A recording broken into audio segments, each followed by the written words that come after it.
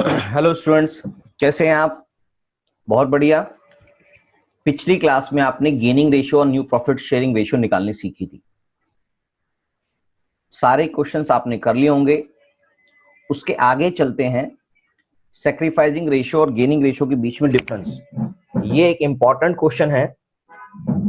इसको आप जरूर से करेंगे। वेरी इंपॉर्टेंट क्वेश्चन है, क्योंकि आपका इस साल में काफी कोर्स कट चुका है, तो इसलिए थ्योरेटिकल क्वेश्चन भी इंपॉर्टेंट होते हैं।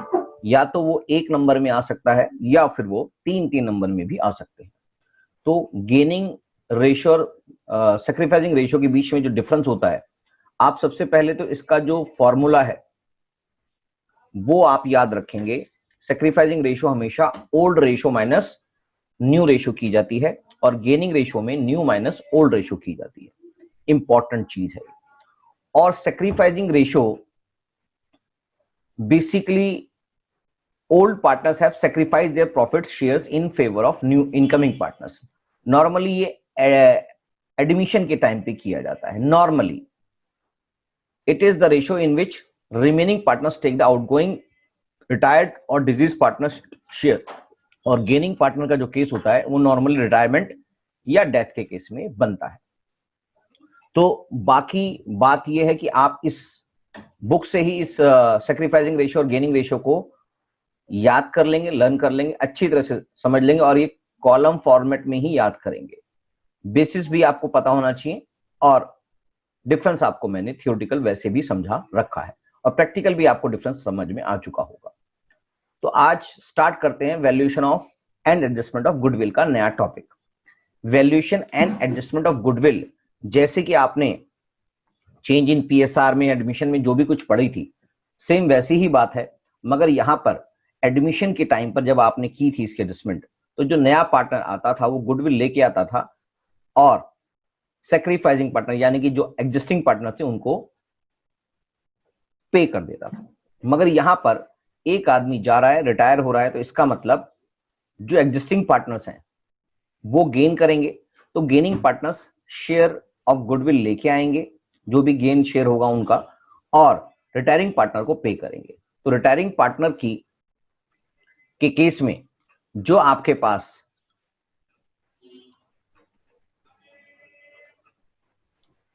फॉर्मूला बनेगा कि रिटायरमेंट पार्टनर को कितना शेयर जाएगा, जो भी उसका शेयर होगा, और वैल्यू ऑफ द फर्म में जो भी उसका शेयर होगा वो उसको क्रेडिट किया जाएगा, रिटायरिंग पार्टनर को क्रेडिट किया जाएगा। क्या ये बात समझ में आ रही है? हाँ सर, ये बात समझ में आ रही है। और आपने एडमिशन के टाइम पे भी ये पढ़ा था कि as per AS 26 intangible assets accounting standard 26 के मुताबिक आप गुडविल को तभी रिकॉग्नाइज करते हैं जब उसके अगेंस्ट आपने कोई कंसिडरेशन पे किया हो इन टर्म्स ऑफ मनी और इन टर्म्स ऑफ मनीज वर्थ, तभी आप गुडविल को रिकॉग्नाइज करते हैं बुक्स के अंदर। क्या मेरी बात समझ में आ रही है? हाँ सर, ये बात तो हमने पहले भी पढ़ी थी।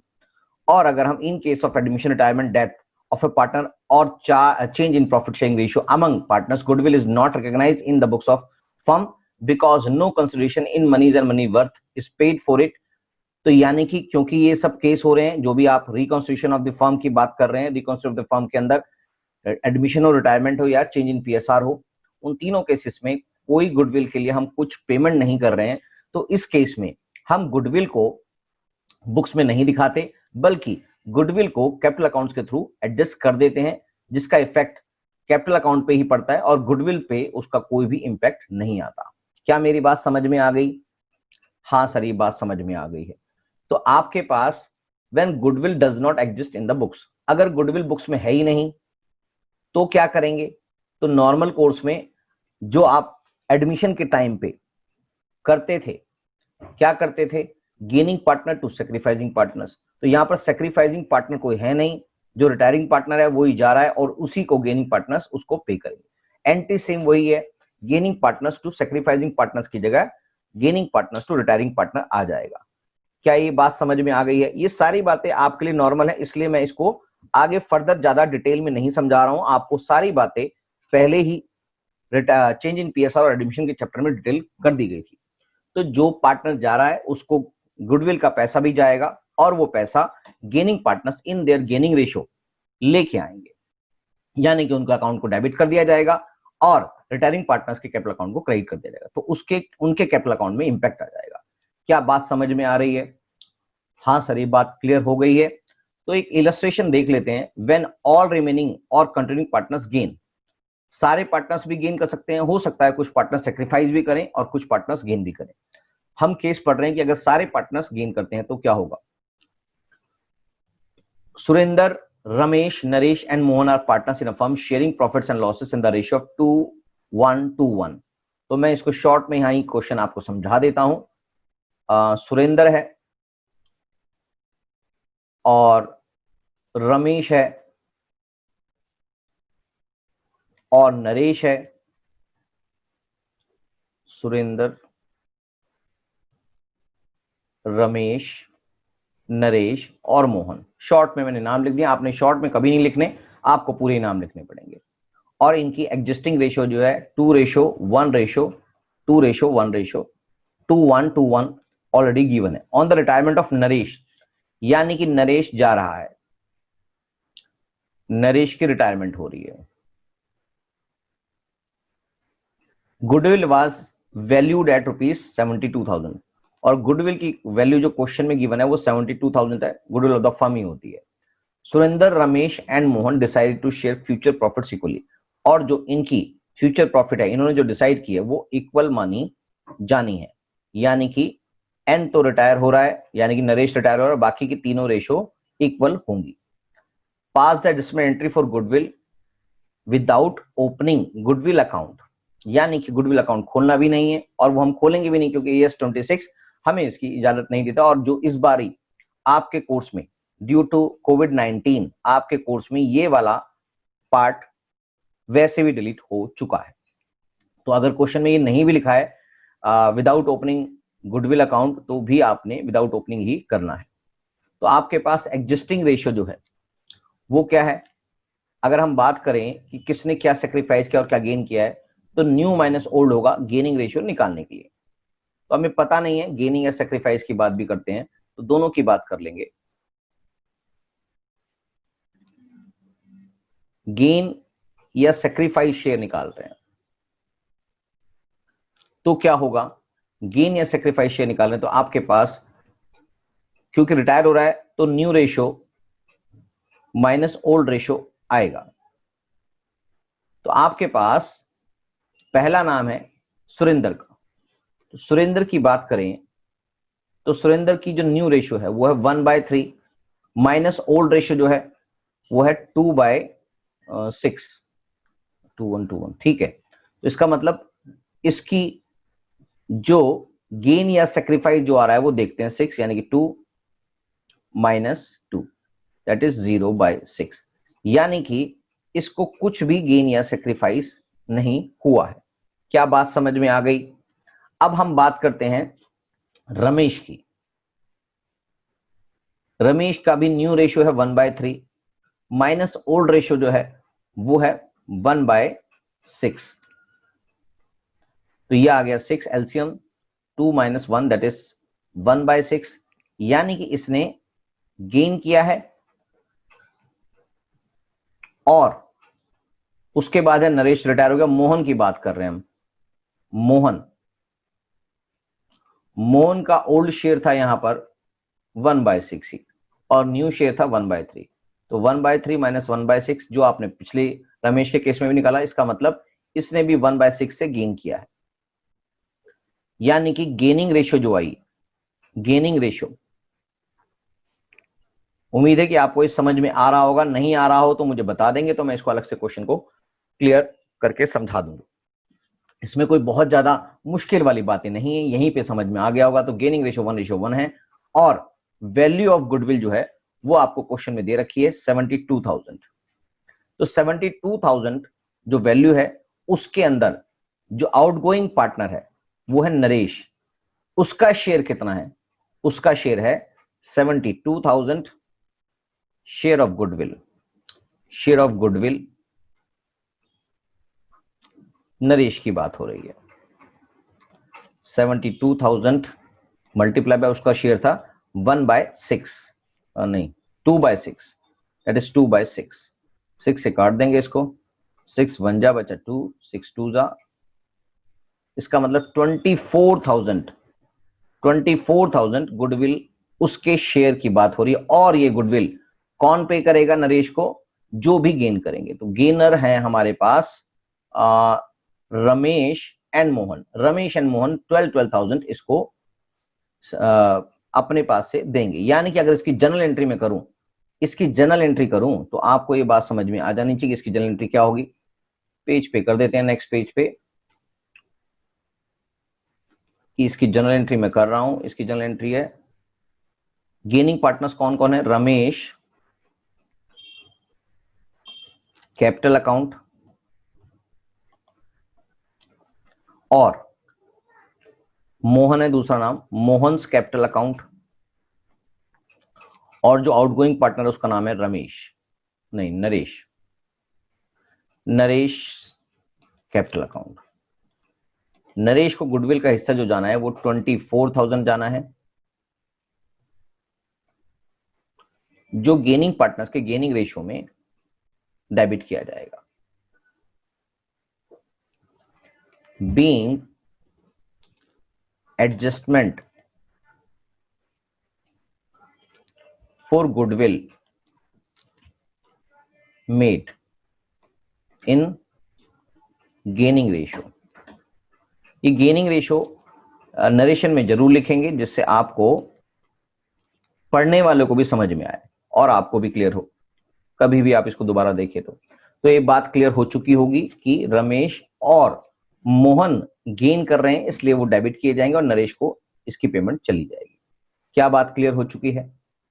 ठीक है सर। तो क्वेश्चन नंबर 13, इलस्ट्रेशन 13 क्लियर हो गया है। When one of the remaining partners also sacrifice beside the retiring partner, अगर कोई पार्टनर एग्जिस्टिंग पार्टनर सेक्रीफाइस भी कर रहा है, कि एक पार्टनर जाने के बाद भी कोई दूसरा पार्टनर सेक्रीफाइस कर रहा है, नॉर्मली गेन होना चाहिए, मगर उसकी जो चेंज इन पीएसआर है उसकी वजह से वो सेक्रीफाइस भी कर सकता है। क्वेश्चन देख लेते हैं। XYZ 3 to 1, क्वेश्चन नंबर 14 है आपके पास, illustration 14, XYZ 3 to 1।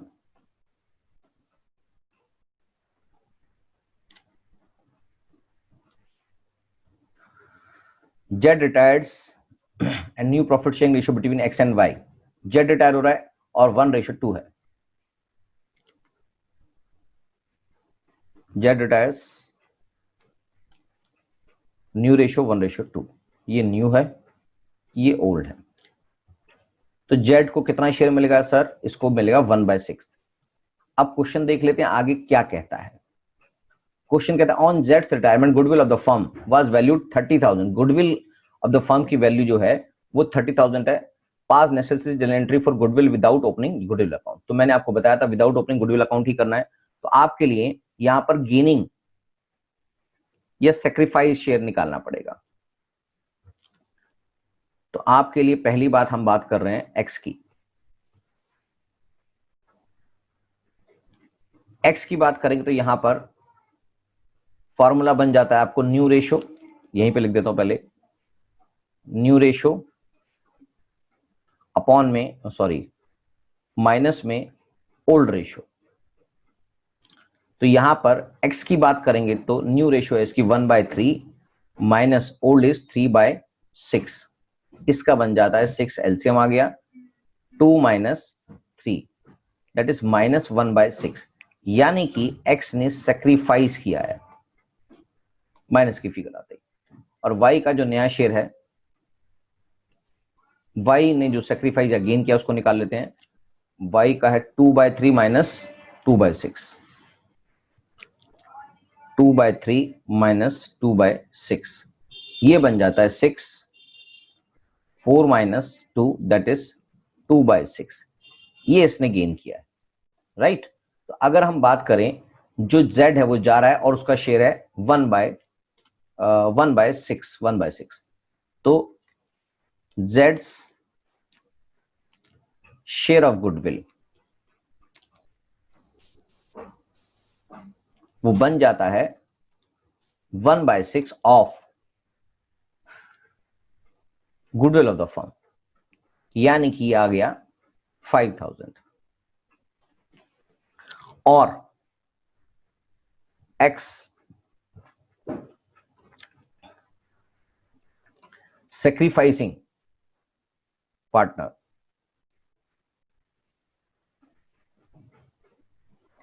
to be compensated by Z कितने से करेगा? जो गुडविल ऑफ द फर्म है 30,000 और जो उसका सैक्रिफाइसिंग शेयर है वो है 1/6, सैक्रिफाइसिंग 1/6, तो ये आ गया अगेन 5,000। यानी कि X को भी 5,000 मिलेंगे और Z को भी 5,000 मिलेंगे और देगा कौन? Y। तो आपके पास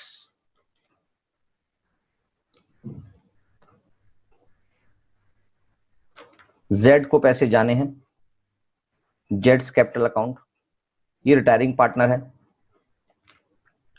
और X को भी पैसे जाने हैं क्योंकि ये सैक्रिफाइसिंग पार्टनर है, और आएंगे किससे? Y से। सारे पैसे कौन देगा? Y capital account. और इसको जाने हैं 5,000 रुपए रिटायरिंग पार्टनर को, और सैक्रिफाइसिंग पार्टनर्स को भी 5,000 जाने हैं, और सारे के सारे गेन जिसको हुआ है वो है Y। तो Y ही सारे पैसे भुगतेगा। Being additional entry made for goodwill. क्या मेरी बात समझ में आ गई? ठीक है सर, ये बात बिल्कुल क्लियर हो चुकी है। तो ये सारे क्वेश्चंस इसी पर बेस्ड हैं। अब मैं आपको ये बता देता हूं कि आपके कोर्स में इस साल, सिर्फ इस साल के लिए ये वाला पार्ट डिलीट हो चुका है कि जहां पर आप गुडविल रेज भी करेंगे, जहां पर आप गुडविल रेज करेंगे और उसको राइट ऑफ करेंगे, तो ये वाला पार्ट आपके कोर्स में इस साल कट चुका है। तो इलस्ट्रेशन ये जो 1 है इसका, ये भी पार्ट खत्म हो गया है। और ये वाला जो पार्ट है, goodwill is raised to the extent of retiring partner shares and writing off, ये वाला पार्ट यानी कि गुडविल के रेज करने का जो भी पार्ट है वो कट चुका है। इलस्ट्रेशन 2 भी इससे रिलेटेड है, वो भी खत्म हो गया। अब व्हेन एग्जिस्टिंग गुडविल अपीयर्स, यानी कि आपके पास क्वेश्चन के अंदर अगर आपकी बुक्स में ऑलरेडी गुडविल अपीयर हो रहा है तो भी आपको कुछ नहीं करना। आपको पता है गुडविल एग्जिस्टिंग होता है तो क्या करते हैं, पहले गुडविल एग्जिस्टिंग को राइट ऑफ करते हैं। एग्जिस्टिंग गुडविल बुक्स में दिखाई दे रही है, यानी कि बैलेंस शीट में दिखाई दे रही है। तो राइट ऑफ करने के लिए जो आपने एडमिशन के टाइम पे फॉर्मूला पढ़ा था, जनरल एंट्री पढ़ी थी, वो भी यहां पर यही है कि all partners capital account debit to goodwill. यहां पर इंक्लूडिंग रिटायरिंग पार्टनर होगा, इंक्लूडिंग रिटायरिंग पार्टनर। यहां पर ऑल पार्टनर्स का मतलब इंक्लूडिंग रिटायरिंग पार्टनर्स है, और गुडविल अकाउंट यहां पर क्रेडिट कर दिया जाएगा। तो यहां पर ये गुडविल अकाउंट यहां पर एग्जिस्टिंग जो था वो खत्म हो जाएगा, और यहां पर ओल्ड पीएसआर होगी। ओल्ड पीएसआर के अंदर सारे पार्टनर्स को इंक्लूडिंग रिटायरिंग पार्टनर्स के अकाउंट के अंदर इसको खत्म कर दिया जाएगा।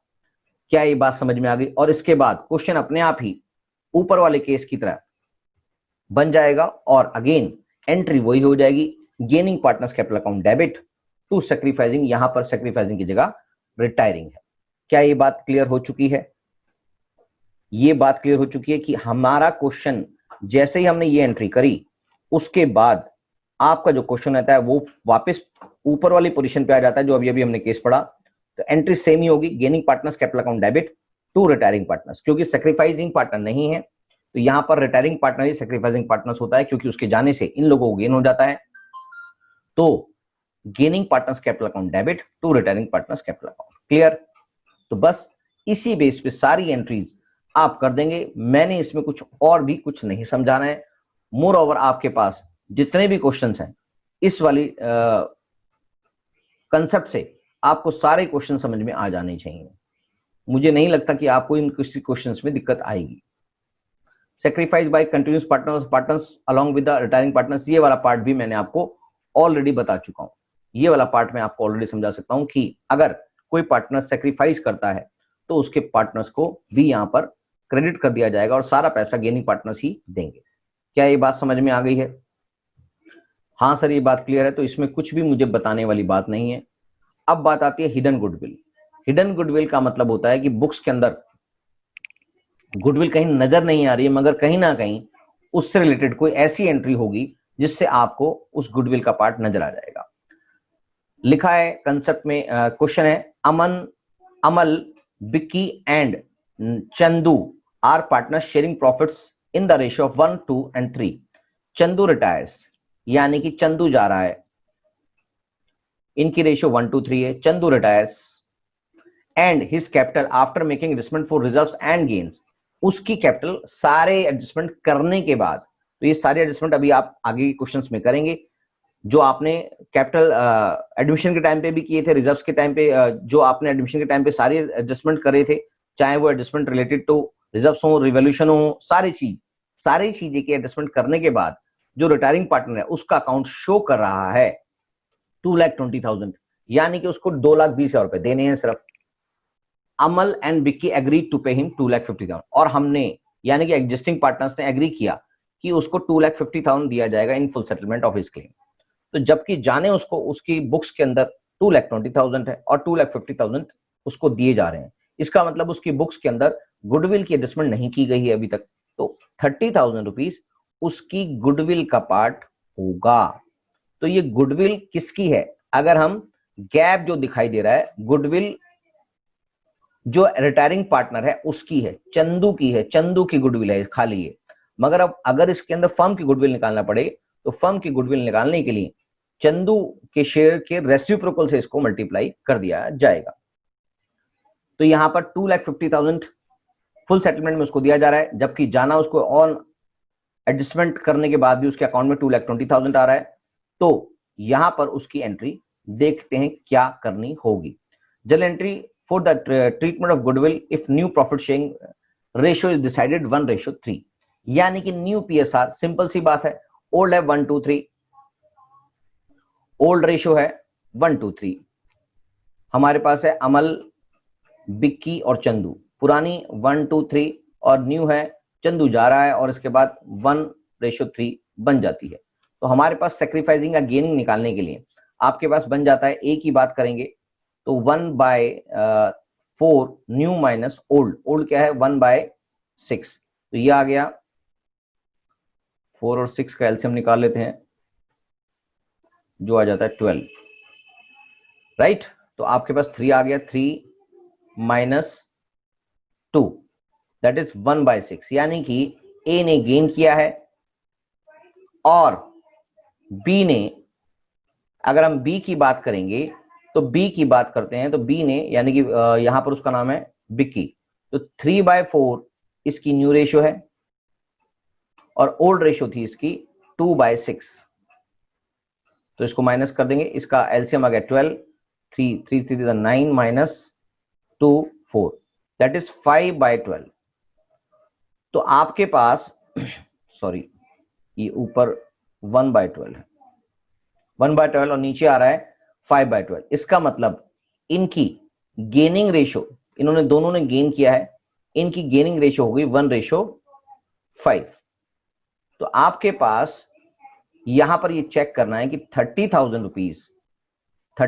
रुपीज को किस तरह से डिस्ट्रीब्यूट किया जाएगा, वो गेनिंग रेशियो के हिसाब से किया जाएगा, क्योंकि सिर्फ उसका शेयर है। क्वेश्चन में गुडविल ऑफ द फर्म निकालने की रिक्वायरमेंट नहीं है, जब निकालते तो हम इसको रेसिप्रोकल, यानी कि जो उसका शेयर था, जो आउटगोइंग पार्टनर है उसका है शेयर है 3/6, तो उसको 6/3 से मल्टीप्लाई कर देते 30,000 को, तो आपको गुडविल ऑफ द फर्म भी निकल आ जाता है। रिक्वायरमेंट होती तो हम उसको निकालते। क्या मेरी बात यहां समझ में आ गई? तो यहाँ पर गेनिंग रेशियो 1/5 है, इस रेशियो में आपको 30,000 रुपीज डिवाइड कर देंगे गेनिंग पार्टनर्स को, यानी कि अमल्स कैपिटल अकाउंट 5,000 और Bikki's capital account 25,000 to Chandu's capital account.